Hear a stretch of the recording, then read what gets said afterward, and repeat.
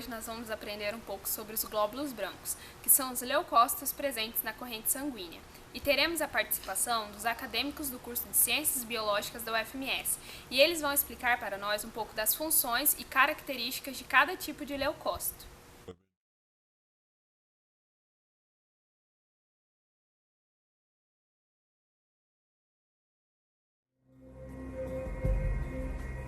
Em uma única gota de sangue, até 400 mil glóbulos brancos estão em constante patrulha, procurando corpos estranhos como vírus e bactérias e ameaças internas como o câncer e os atacando.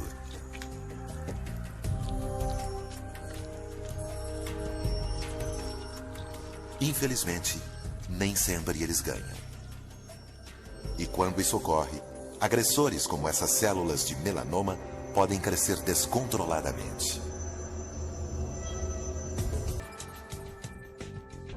No núcleo de vários ossos, em um tecido chamado medula óssea, cerca de 120 milhões de glóbulos vermelhos que carregam oxigênio e 7 milhões de glóbulos brancos que combatem corpos estranhos são criados a cada minuto e distribuídos para o resto do corpo. O sistema imune, que é composto por vários tipos celulares, proteínas, tecidos e órgãos, defende diariamente o nosso organismo contra micro-organismos e células cancerígenas. Na maioria das vezes, o sistema imune faz um bom trabalho, mantendo o indivíduo sadio, livre de infecções e tumores. O processo pelo qual o sistema imune protege o organismo desde a entrada de uma partícula estranha até que a mesma seja debelada é chamado de resposta imune. Leucócitos são células produzidas na medula óssea vermelha, a partir das linhagens mieloide e linfóide. Da linhagem mieloide originam-se os neutrófilos, os basófilos, eosinófilos e monócitos.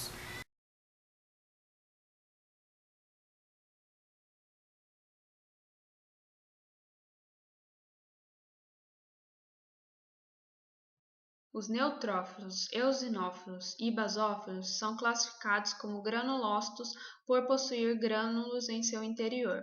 Já os linfócitos e os monócitos são classificados como agranulócitos por não possuir grânulos em seu interior.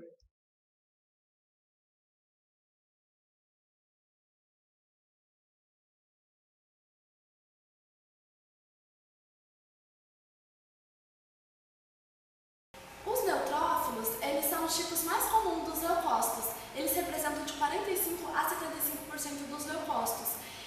Os neutrófilos servem para o combate à bactéria. Então, quando há um quadro infeccioso bacteriano, a medula óssea vermelha faz com que aumente a sua concentração na corrente sanguínea. Os neutrófilos, eles têm um tempo médio de vida de 24 a 48 horas.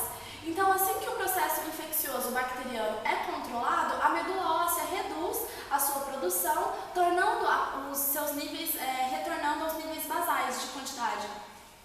Os neutrófilos são especializados no combate a bactérias. Eles procuram e matam a bactéria. Neste esfregaço observa-se um neutrófilo entre as hemácias. A bactéria Staphylococcus aureus foi adicionada.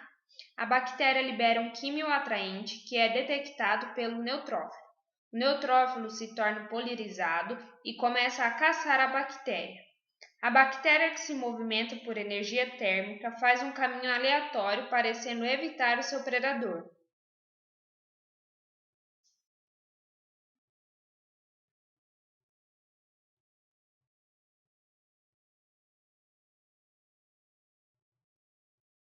Então, o neutrófilo engloba a bactéria por meio de fagocitose.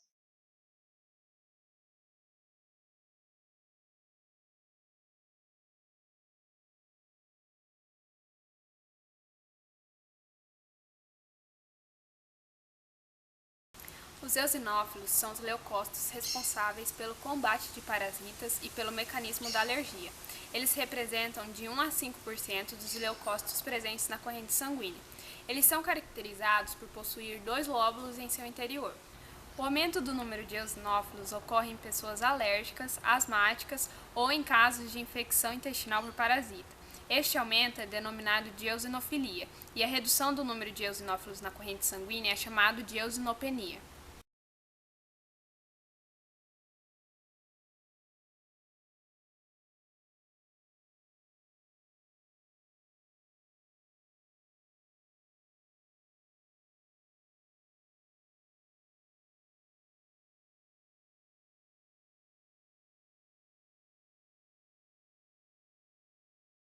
Os basófilos são o tipo menos comum de leucócito no sangue.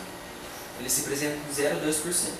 A sua elevação ela ocorre normalmente por processos alérgicos e estados de inflamação crônica, enquanto processos infecciosos podem elevar o número de leucócitos de 20 a 30 mil células por ml.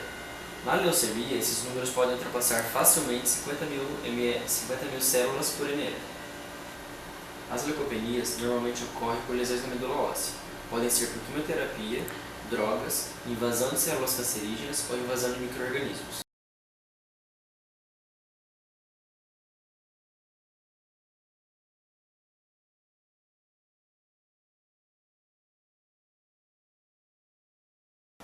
Os monócitos apresentam normalmente entre 3 a 10% de leucócitos na corrente sanguínea. Eles são os maiores entre os tipos de leucócitos. Eles são ativados tanto em processos virais quanto bacterianos.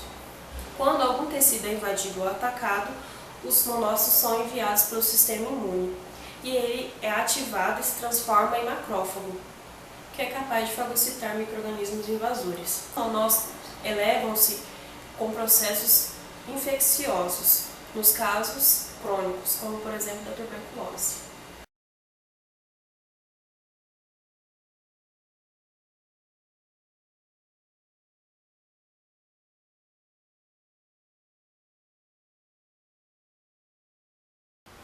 A linhagem dos linfóides origina os linfócitos, que podem ser 3 tipos: linfócito B, natural killers, e linfócito T, CD4 e CD8.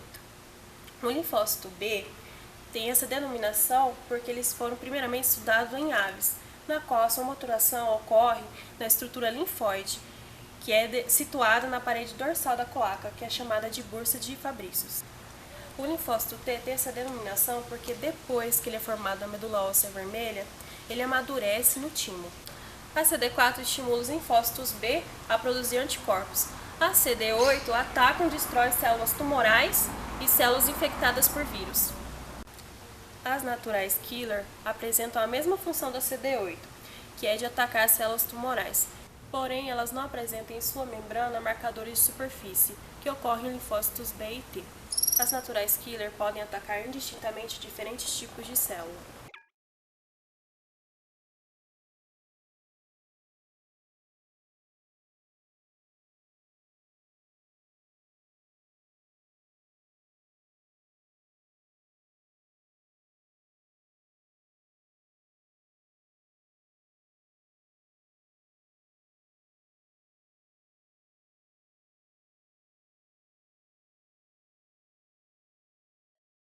Os macrófagos são importantes na regulação da resposta imune.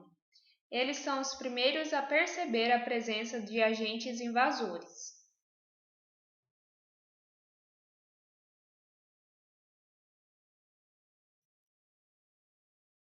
Eles possuem a função de detectar e fagocitar os micro-organismos invasores. Então, o macrófago transmite as informações ao linfócito CD4, que é estimulado a ativar outros tipos de linfócitos, tais como o linfócito B e o linfócito CD8.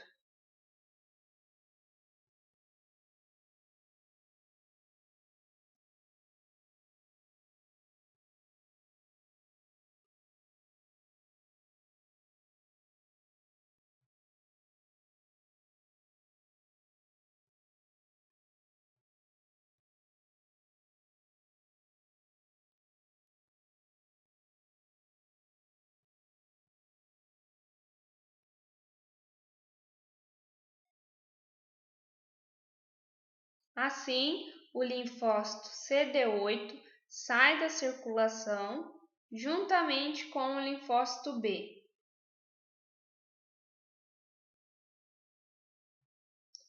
O linfócito CD8 destrói as células anormais, infectadas ou estranhas do organismo.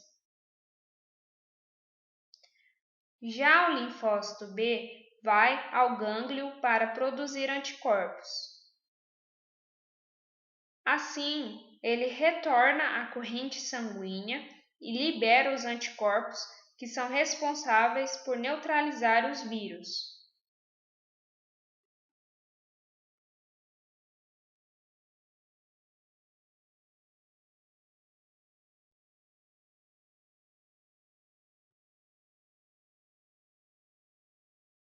Por fim, os macrófagos eliminam os vírus.